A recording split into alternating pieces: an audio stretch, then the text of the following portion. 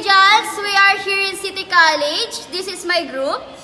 And I'm Mhyka. And I am AJ, and I'm going to talk about the article B&D or she, the changing meaning of gender and sexuality. And I am Laurice. And I am Janna. And we are going to share our own definition of gender and sexuality. And I am Lanie, Solayao, and we will also include some legal aspects that govern gender and sexuality issues here in the Philippines. So, guys, let's start! Hi, good day everyone. Ako nga pala si Janna. And para sa akin, ang gender ng isang tao ay nagbabago. Minsan dahil na rin sa impluwensya ng society or yung mga nakapaligid sa kanya ganon. Tapos yung iba naman, sinilang silang babae, pero nung paglaki nila ay naging pusong lalaki.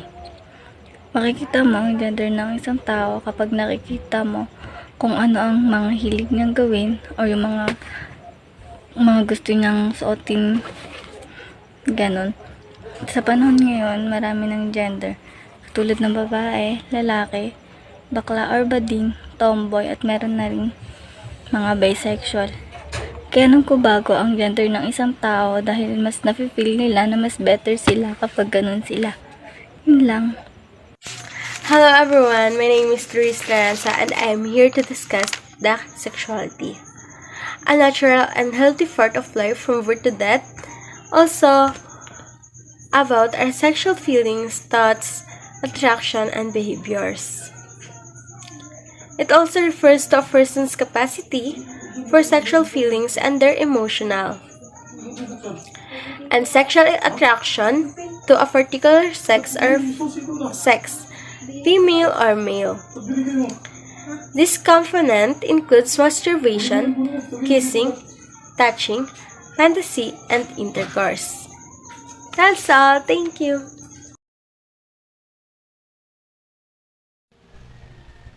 Hi, I'm Lanie Solayao, and I am here with you to discuss about some legal aspects that govern gender and sexuality here in the Philippines. At unang-una na po dyan ay ang Magna Carta for Women or tinatawag nating Republic Act number 9710.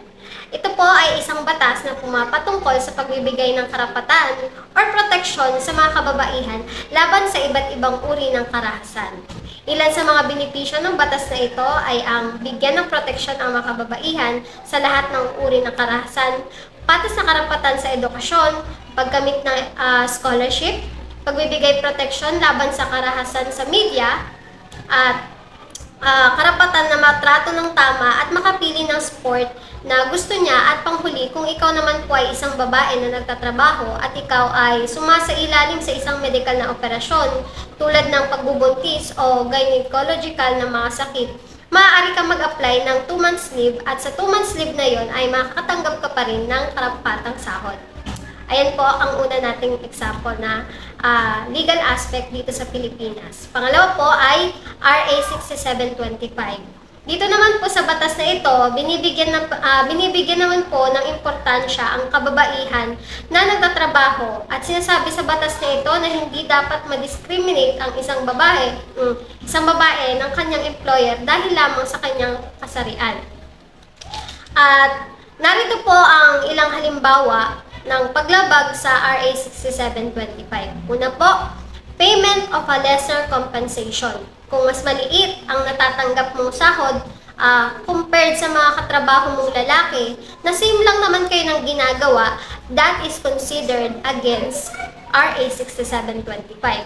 Another example, kung mas binibigyan ng pabor ng boss mo yung mga katrabaho mo na lalaki, no, dahil lang isa kang babae, hindi ka mas, kumbaga, hindi mo nakikita yung pabor na natatanggap ng mga katrabaho mong lalaki. That is also against RA 6725. Kagaya ng promotion, diba? Kapag matagal ka na tapos makasabay mo mga lalaki na promote na tapos ikaw lang yung hindi. Okay, dahil sa babae ka, that is against RA 6725. Another is training opportunities at panghuli po ay sa study and scholarship grants. That's all and thank you. Good day, my name is Mhyka and dadagdagan ko lang yung informations na na-share ni Ate Lanie sa inyo. So ngayon, i-discuss ko naman yung Republic Act 11648. So Republic Act 11648, this is an act providing for stronger protections against rape and sexual exploitation and abuse, increasing the age for determining the commission of statutory rape, amending for the purpose Act number 3815 as amended, otherwise known as the Revised Penal Code. So, etong Republic Act 11648, ito yung hango at mas pinatibay na Republic Act 8353. So, dito sa batas na to, pinoprotektahan natin yung menor de edad natin. And dito din, sa batas na to, marireduce natin yung mga abuses na pwedeng mangyari. And ma-avoid din natin yung exploitation. So, ang pinaka-purpose ng batas na to is to protect the rights of every children. The next one is about House Bill 4216. Na isinulong ni Representative Alfred Vargas. So, dito sa House Bill 4216, this is an act prohibiting discrimination on the basis of ethnicity, race, religion or belief, sex or gender or sexual orientation, language, disability, educational attainment, and other forms of discrimination, providing penalties therefore and for other purposes. So, dito sa House Bill 4216, pinapakita lang nito na kailangan nating maging pantay-pantay sa lahat ng individual dahil tao din naman tayo kahit maputi yan, maitim yan, kulot yan, unat yan, or even nakasama sa LGBT. Tinuturing pa rin natin dapat silang pantay sa ating lipunan. Hi everyone, I am Erlinda Buniel, and in our group I am going to share to you the summary of the article Be and He or She, The Changing Meaning of Gender and Sexuality by Katie Steinmetz, year 2017. So, she wrote that a growing number of young people are rejecting the idea that sexuality and gender come only in two forms. First, the Gay-Straight Alliance, that a group without post at about a quarter of American secondary schools that has 47 names on its sign-up sheet, including lesbian, gay, bisexual, transgender, pansexual, aromantic, asexual, genderqueer, two-spirit, and on and on. Second, the hyper-individual. You young people from across the US are appending the convention that when it comes to gender and sexuality, there are only two options for each, male or female, gay or straight. Gender and sexuality are moving from the margins to the mainstream, with Facebook offering 60 options. She included that Miley Cyrus coming out as LGBTQ and companies like Bud Light declaring that beer is for people of all genders. Legal trappings are challenged, with California introducing a bill to add a third gender option and cities passing laws requiring single-user bathrooms to be gender neutral. Also, she added that millennials are more likely than boomers to identify as bisexual, asexual, queer, or questioning, which could have implications for two-gender reality. Also, Kyle Scatten, a 21-year-old from Texas, has come to see the sexuality as a spectrum and has an open mind. Experts argue that there is more natural variation that has been widely acknowledged, and that terminology is more limited than the sum of human experience. Millennials are twice as likely as boomers to have someone in their circles who identifies as bisexual, asexual, queer, or questioning. Also, we have Sophie van der Vo, a 19-year-old college freshman in Maine, recently realized that she's attracted to women as well as men. We have also Marie Guir, a 26-year-old, started selling gender is over t-shirts online and has since shipped more than 2,400 of them for about $20 per piece. Before anyone can purchase one, they are asked to send a message saying what the statements means to them. In GLAAD's survey, it was more common for millennials to say that they are not strictly straight, 60%, than not cisgendered, or 12%. Pioneering sex researcher Alfred Kinsey developed a scale for measuring sexual orientation back in the 1940s, on which a 0 describes someone who is exclusively heterosexual and 6 exclusively homosexual.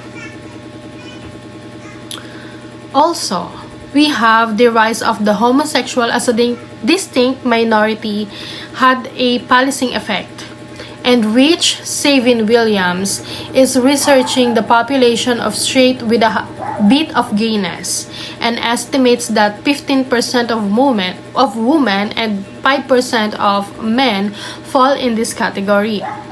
Gender identity is a complex mix of anatomy, socialization, and gender expression.